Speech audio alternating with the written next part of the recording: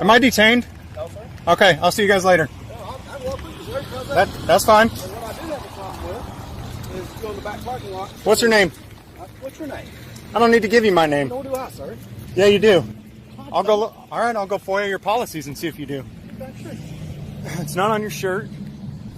How do I know you're even a cop? Really? I'm at the police station. You're filming us up here.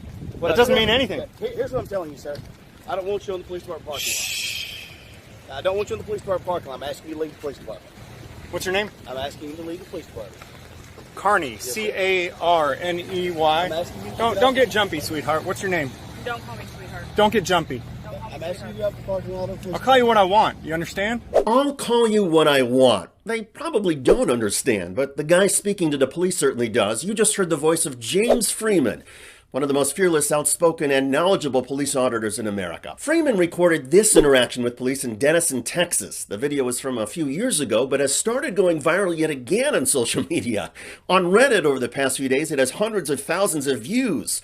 Clearly, putting uninformed, ego-driven police in their place never gets old. Freeman specializes in talking to police the way they sometimes browbeat and try to intimidate ordinary citizens. What's your name? What's your name? You got a bunch of disrespectful punks over here, huh? Shoemate, what's your badge number? Is it 235?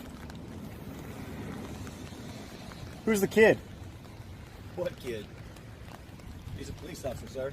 Okay, I'm asking you to get up. I thought you had to go through puberty before you could become a police I'm officer. asking you to get off the police department property. I'm not on the property. I'm on the public sidewalk. This is part of the property. No, this is a public easement right next to the road. Okay. You want me to walk in the road? Sure. That's what you want me to do? No.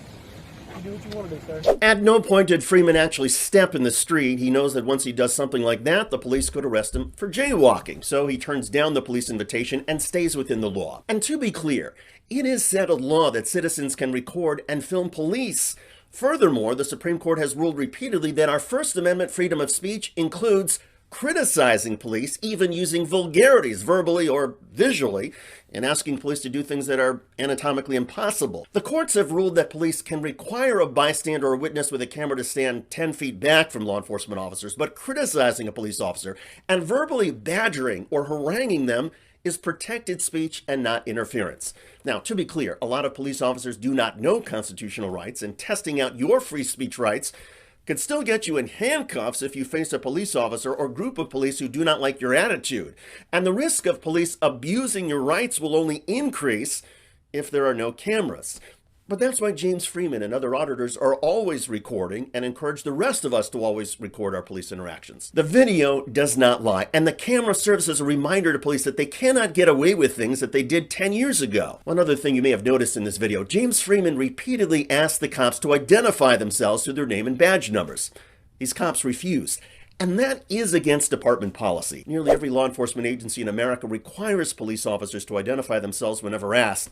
There are a few exceptions if a cop is working undercover, but once a police officer stops, detains, or questions you, you have a right under police policy to know the officer's name and badge number. You also have a right not to answer any of their questions. In other words, police are required to disclose their names, but citizens do not have to say anything. It's a little more complicated when you are the driver of a car who gets stopped for an alleged traffic violation.